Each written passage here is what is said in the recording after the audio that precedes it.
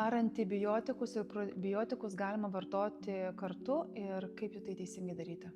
Aišku, vartojant probiotikus antibiotikų metu, faktas tas, kad ten dalis jų pražus. Bet aš manau, kad geresnis variantas yra netaupyti čia savo sveikatos sąskaitą, geriau tos fermentuotus gėrimus su gyvom gerom bakterijom naudoti, kad jos neleistų, neduotų grybiniam antibiotikų vartojimo metu populiacijom visom vystytis. Tai manau, kad tikrai čia mūsų sveikata brangesnė tuo atveju, taip kad naudokim ir šiuo metu, ir po to.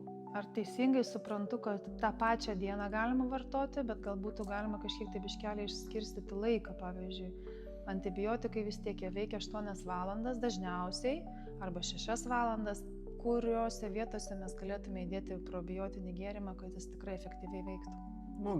Galbūt padaryti tokį skirtingą laiką tarpuose, ten, sakykime, kada vartojam antibiotikus, tai tarpe vartokim probiotinius gėrimus.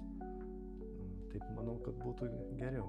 Tai šitas būtų ir taip, jeigu 8 valandas, tai 6-7 valanda, jeigu 6 valandas, tai čia aš jau savo formulės kuriu. Nebūtina ten, čia matot, biologija tai nėra matematika. Galim, vienu metu gal nebūtina antibiotikus užsigerti fermentuotais gėrimais, bet kažkiek praeina laiko, manau, kad taip, o ten su laikrodžiu vaikščioti aplinkui ir skaičiuoti viską nebūtina.